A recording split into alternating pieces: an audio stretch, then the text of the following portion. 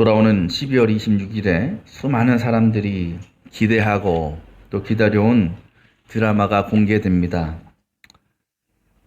무엇인지 아십니까? 오징어 게임 2. 오징어 게임 2라는 드라마죠. 오징어 게임 1을 보신 분도 계시고 안 보신 분도 계실 텐데 그 1의 내용은 대략 이런 거예요. 경제적인 어려움으로 큰 고통과 절망에 빠진 사람들을 있지 않겠습니까? 그런 사람들을 456명을 데려다가 한 공간 안에 들어가게 합니다. 거기서 수많은 이제 게임을 하는 거예요. 그래서 최종으로 남은 사람에게 얼마의 상금을 주느냐? 한 사람당 1억씩 책정을 해서 456억을 한 사람에게 몰아줍니다. 456명이 이렇게 게임을 하는 거예요. 어떨 때 팀을 나눠서 하기도 하고 개인적인 게임을 하기도 하고 합니다. 그런데 이 게임을 진행하면서 이렇게 승자를 가리는 과정이 참 끔찍하고 잔인합니다. 우선 게임에서 지는 것은 곧 죽음입니다. 바로 그 자리에서 사살이 돼요. 그리고 이게 어떤 게임은 상대방을 죽여야 내가 이기는 그런 게임들이 있는 겁니다. 그때 사람들이 어떤 선택을 할까요? 아유, 그래도 어떻게 죽여요? 아유, 그냥 내가 안 할래요. 그렇게 할까요? 그렇게 하면 누가 죽어요? 내가 죽어요. 그러니까 죽이는 거예요, 상대방. 근데 그 상대방에 누가 있냐? 오랜 친구도 있고요. 동료도 있고요. 심지어 아내도 있어요. 죽이는 거예요. 그 게임이 진행되는 그 공간 안에서는 그 어떤 질서도 없고 신뢰도 없고 평화도 없고 사랑도 없습니다. 그저 나만 살아남기 위한, 그래서 그 모든 부와 명예를 독식하려는 탐욕으로 가득합니다. 그래서 그 안에서 폭력이 일어나고 살인이 일어나고 배신이 일어나는 거죠. 이 오징어 게임의 스토리를 여러분 들으시면서 어떤 생각이 드십니까? 저도 그 드라마를 보면서 아유, 그래도 어떡해. 저렇게 친구를 죽일 수 있어. 저렇게 가족을 막 죽일 수 있어. 그러면서까지 그 돈을 꼭 얻어야 되겠어. 라는 마음이 우리에게 들 것입니다. 그런데 과연 우리가 만약 그 안에 들어가 있다면, 우리가 그러한 상황이라면 나는 절대 그러지 않을 거야. 나는 내가 희생해서라도, 내가 죽어서라도 다른 사람을 살릴 거야. 라고 자신 있고 당당하게 얘기할 수 있을까? 오늘 말씀에 한 유대인 청년이 예수님을 찾아와서 자신의 문제를 털어놓습니다. 그것이 무엇이죠? 17절. 내가 영원한 생명을 얻으려면 무엇을 해야 합니까? 영생을 구하기 위해서 주님을 찾아온 거예요. 오늘 말씀은요, 소제목에서 보면 나와 있지만 그를 부자 젊은이라고 소개하고 있습니다. 부자 청년. 근데 똑같은 말씀이 기록된 누가복음에 보면 그 사람을 이렇게 말하고 있습니다. 돈 많은 관원이었다. 관리였다. 여기서 관원이라는 사람들은 지금으로 치면 고위 공무원입니다. 한 3급, 4급 정도 되는. 이 사람은요, 한마디로 얘기하면 젊은 나이에 높은 공직에 오른 사람이었어요. 그야말로 성공한 청년이었고 말씀 나오는 것처럼 부자였습니다. 아마도 그 사람은요, 살아가면서 많은 사람들에게 부러움을 받았을 겁니다. 야, 어떻게 저렇게 저 젊은 나이에 저렇게 성공할 수 있지? 저렇게 많은 돈을 벌 수 있지? 저렇게 높은 자리에 오를 수 있지? 동경의 대상이었을 거예요. 그 사람들이 볼 때는 무엇 하나 걱정할 것이 없어 보였습니다. 그러나 그 사람 스스로는 도무지 감당할 수 없는 그런 문제가 있었다. 그게 뭐요? 영생에 대한 것. 그 영원한 생명을 소유하지 못했다라는 것에 대한 불안함과 두려움이 그에게 늘 있었다라는 거죠. 다시 말하면 구원의 확신이 없었다는 겁니다. 그러니까 그로 인해서 그 마음에 평안이 없는 거예요. 기쁨이 없는 거예요. 돈은 많아요. 높은 자리에 있어요. 아랫사람도 얼마나 많겠어요. 늘 권력의 위치에, 갑의 위치에 있는데 마음은 초조하고 불안하고 두려움이 가득했던 겁니다. 그래서 그 문제를 해결받기 위해서 오늘 예수님을 찾아온 겁니다. 여러분, 이 모습만 보면요, 이 청년이요, 굉장히 믿음이 있는 사람이었던 것 같아요. 왜? 그런 영혼의 문제를 다른 사람이 아니라 예수님께 갖고 왔다라는 것이 어떤 의미겠어요? 이 문제는 주님밖에 해결하실 수 없다라는 믿음이 그 안에 있었던 건 아니겠습니까? 다른 세상적인 방법이 아니라 예수님께 나와놓고 구했다라는 것은 그가 믿음이 있었다. 그렇다면 지금 그의 그를 오랫동안 괴롭혔던 그 영혼의 문제가 해결되는 것은 시간 문제입니다. 이제 좀 있으면 그로부터 자유함을 누리게 됩니다. 그렇게 영원한 생명을 얻고자 나온 청년에게 예수님께서 말씀하시죠. 율법의 몇 가지 계명들을 이게 말씀하십니다. 19절, 살인하지 말아라, 간음하지 말아라, 도둑질하지 말아라, 거짓말하지 말아라, 속여서 빼앗지 말아라, 내 부모를 공경하여라 하지 않았느냐? 이 뒤에 말씀은 어떤 게 숨어 있냐면 이 하나님께서 주신 계명들을 너가 잘 지키며 살았느냐? 라는 질문이 있는 거예요. 그 예수의 말씀에 이 청년이 뭐라고 대답합니까? 20절, 나는 이 모든 것을 어려서부터 다 지켰습니다. 여러분, 이런 대답을 하는 청년에게서 어떠한 감정이 느껴지십니까? 굉장히 자신감이 느껴지지 않습니까? 당당함이 느껴지지 않습니까? 아, 그래. 나 율법 잘 지켰던 사람이야. 나 이만큼 선한 사람이야. 그러니까 이 사람은요, 이 청년은 율법을 지키는 일에 있어서 그 누구보다 자신 있던 사람이었어요. 누구에게 뒤지지 않는 사람이었습니다. 그리고 지금 예수님께서 말씀하신 몇 가지 규칙뿐만 아니라 유대인들이 평소 지켰던 그 수백 가지 율법도 열심히 지키려고 노력했던 청년입니다. 그러면 이 청년이 얼마나 선하게 살았겠어요? 그렇죠? 얼마나 거룩하게 살았겠어요? 야, 보면 이 청년은요, 뭐 하나 빠지는 게 없는 거예요.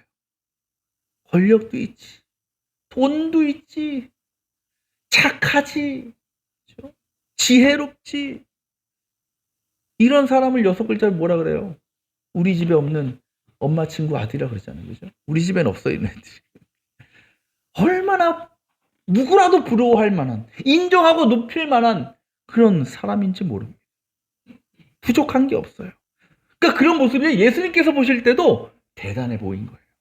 훌륭해 보인 거예요. 그래서 예수님께서 뭐라고 칭찬하십니까? 칭찬하셨다 그래요? 그를 눈여겨보시고 사랑스럽게 여기셨다.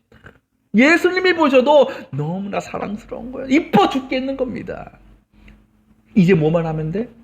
구원만 받으면 너는 완벽하게 되는 거예요, 이 사람. 그 주님께서 그가 그토록 원하던 영생을 얻을 수 있는 방법을 가르쳐 주시죠. 주님 뭐라고 말씀하십니까? 21절. 가서 내가 가진 것을 다 팔아서 가난한 사람들에게 주어라. 그리하면 내가 하늘에서 보화를 차지하게 될 것이다. 그 다음 뭐라고 말씀하시냐? 그리고 와서 나를 따라라.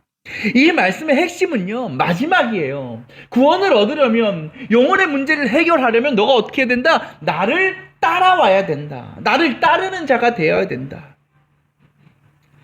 요한복음 14장 6절에서 예수님 말씀하십니다. 누구든지 나를 거치지 않고서는 아무도 아버지께로 갈 자가 없다. 나를 거치지 않는다라는 말이 나를 따라야 된다는 것 같은 의미입니다. 곧 구원을 받으려면, 영원한 생명을 누리려면 반드시 예수님을 따라나가는 자가 되어야 된다라는 거죠. 그런데 그 일을 하려면 반드시 전제되어야 되는 것이 있습니다. 그것이 무엇이냐? 바로 예수님을 따라가도록, 예수님을 거쳐가도록 하는 일을 방해하고 가로막는 것들을 뭐 해야 돼요? 버려야 되는 겁니다. 제거해야 되는 겁니다. 포기할 수 있어야 된다는 겁니다. 지금 예수님을 찾아온 이 부자 청년은요, 모든 면에서 완벽한 사람이었습니다. 하지만 그가 영원한 생명을 얻기에는 그것으로 충분하지 않았습니다. 주님께서 보실 때에 그가 영생을 누리기에 부족한 한 가지가 있는 겁니다. 곧 그가 믿음으로 예수님을 따르는 길로 나아가지 못하도록 만드는 한 가지가 있었다라는 거죠. 그것이 무엇입니까? 그가 소유하고 있던 재산, 물질이었습니다. 주님은 그걸 정확히 꿰뚫어 보고 있었던 거예요. 그래서 주님은 그것마저 내어놓고 포기할 수 있기를 그에게 원하신 겁니다. 그래야 너가 영생을 얻고 그 영혼의 문제로부터 자유로울 수 있다. 자, 예수님께서 해답을 주셨어요. 방법을 가르쳐 주셨어요. 그럼 어떻게 해야 되겠어요? 예수님 말씀대로 해서 영혼의 문제를 털어버려야죠. 근데 그가 어떻게 반응합니까? 22절, 이 말씀 때문에 울상을 짓고 근심하며 떠나갔다. 여러분, 왜 예수님은 이렇게 말씀하신 것일까요? 왜 나를 따르려면, 내가 너를 구원하려면 너의 모든 소유를 팔아서 가난한 사람들에게 나누어 주어야 된다. 왜 이런 조건을 제시하셨냐고요? 그가 그냥 부자이면 안 되는 거예요? 돈 많은 상태로 구원 못 받는 거예요? 만약 예수님께서 저에게, 여러분에게 똑같이 말씀하시면 그 예수님 말씀에 순종할 사람 얼마나 있겠습니까? 그런데 여러분, 예수님께서 보신 것은요, 그가 소유한 물질과 재산 자체가 아니었습니다. 주님은요, 말로는 구원을 받기를 원하고 말로는 영생을 원하면서도 여전히 세상적인 것, 물질적인 것, 인간적인 것에 미련을 버리지 못하고 집착하고 있는 그의 마음을 주님은 보신 겁니다. 그리고 그의 집착과 그 욕심이 분명히 주님을 따르는 일에 있어서 걸림돌이 될 것이고 방해가 될 것임을 주님은 아셨습니다. 때문에 그것마저도 과감히 지금 내려놓을 수 있는 그런 믿음을 그에게 요구하신 겁니다.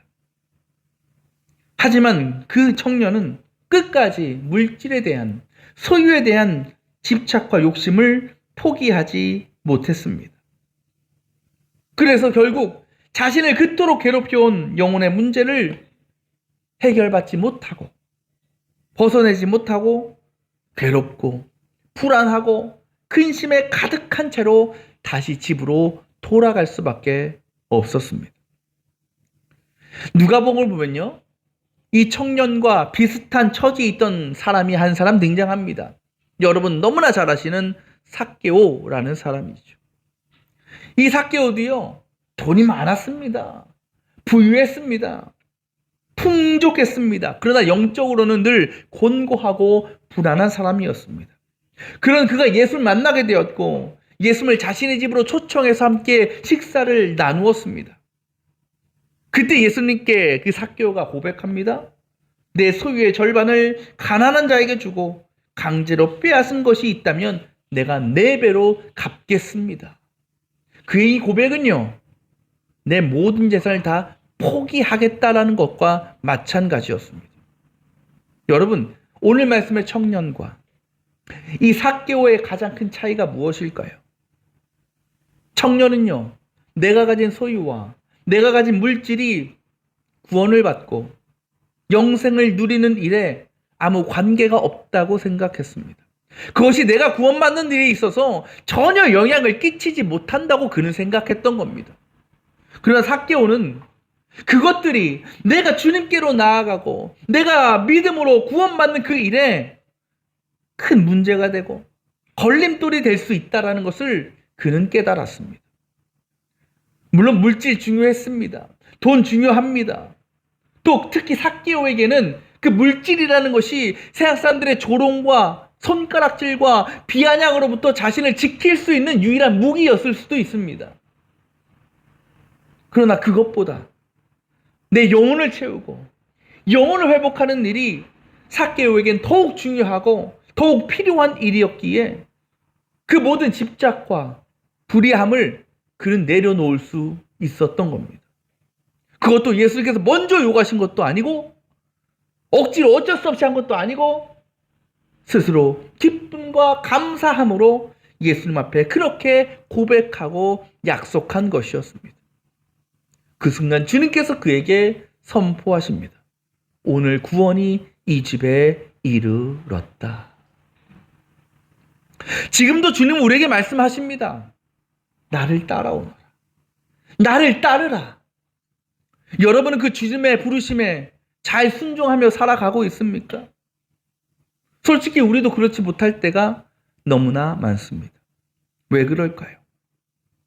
혹시 오늘 말씀에 그 부자 청년처럼 우리에게도 예수님을 따르는 데 있어서 걸림돌이 되는, 예수님을 온전히 따르기에는 어떤 무언가 부족한 그 한 가지가 있기 때문이 아닐까요? 어떤 분들에는 그것이 물질이 될 수도 있고 명예나 자존심이 될 수도 있고 육체의 정욕이 될 수도 있고 게으름이나 허영심일 수도 있겠죠. 만약 우리가 그것들을 내려놓지 못하고 비우지 못하고 버리지 못하면 우리는 온전히 예수님을 따를 수 없습니다. 처음엔 잘 따라가는가 싶어도 그 버리지 못한, 포기하지 못한 그 한 가지 때문에 그것들에 걸려 넘어지고 주님으로부터 돌아서게 되는 우리의 모습일 수 있다는 겁니다. 근데 이 말씀을 듣고 어떤 분들은 야, 예수님 너무하시네 라고 생각할 수도 있어요. 왜? 솔직히 저와 여러분은요, 이미 믿는 자로서 많은 것을 포기한 사람들 아닙니까? 많은 것을 내려놓지 않았습니까? 오늘 이 시간 주님 앞에 나와 예배를 드리는 것도요, 내가 누릴 수 있는 많은 것들을 포기한 거예요. 내려놓은 거예요. 지금 얼마나 할 일이 많아요. 날씨도 좋은데, 그죠? 이런 날 저기 화담숲 같은 데 가가지고 꽃놀이하고 단풍놀이 얼마나 써요. 우리 정여지사님 그래요. 그걸 포기하고 나온 거예요. 또 빈손으로 옵니까? 정성과 예물도 드리지요. 또 헌신하고 섬기지요. 그래서 우린 때로 이렇게 생각하기도 하는 거예요. 아니, 내가 예수님 믿는다고 내가 포기한 게 얼마나 많은데, 내가 하고 싶어도 하지 못하는 일이 얼마나 많은데, 내가 희생한 것이 얼마나 많은데, 이거 하나 정도는 좀 남겨놔도 되지 않아? 이 정도는 내가 좀 누려도 되지 않아? 라는 마음이 우리에게 있다는 거죠. 근데 여러분, 주님은 분명히 알고 계셔요. 우리가 내 자신을 위해서 남겨놓았다는 그 한 가지 때문에 우리가 믿음을 포기할 수 있다는 것, 우리가 주님을 떠날 수 있다는 것, 주님을 따르지 못하고 구원의 길에서 멀어질 수 있다는 것. 근데 여러분, 이 말씀은요, 주님께서 우리가 소유한 물질, 세상적인 거 무조건 다 나빠, 다 버려, 이게 아니에요. 주님은 누구보다 여러분이 부자가 되기를 원하실 겁니다. 높은 자리에 오르고 명예와 권력을 누리시길 원하실 겁니다. 다 좋은 거예요.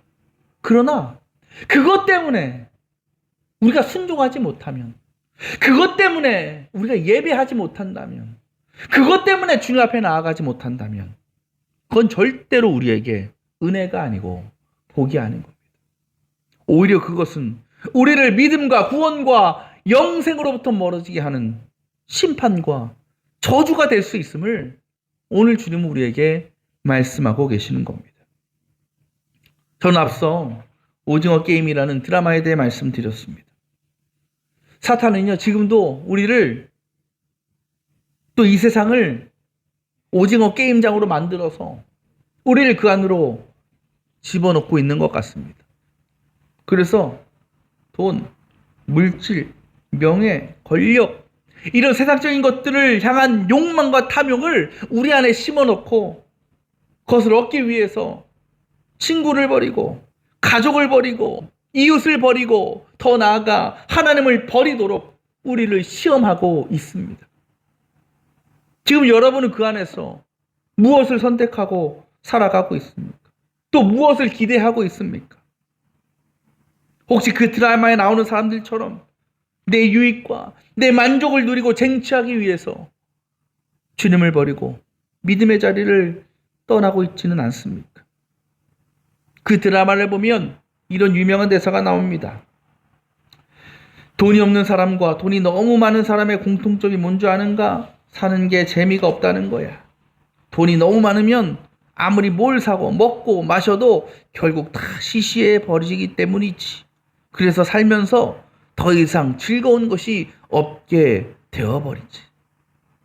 여러분, 아무리 부유하고 아무리 많은 것을 소유하고 있어도 그 삶이 즐겁지 않으면, 그 삶의 기쁨이 없다면 그 사람이 살아가는 것은 지옥이나 마찬가지입니다.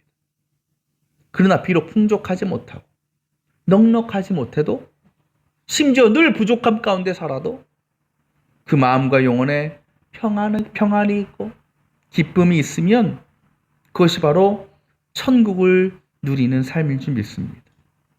잠언 17장 1절 이렇게 얘기합니다. 진수성찬을 가득히 차린 집에서 다투며 사는 것보다 마른 빵 한 조각을 먹으며 화목한 것이 낫느니라. 무엇이 우리를 주님 안에서 진정한 화목과 평안을 누리게 할까요? 하나예요. 바로 구원의 기쁨, 영생의 기쁨입니다.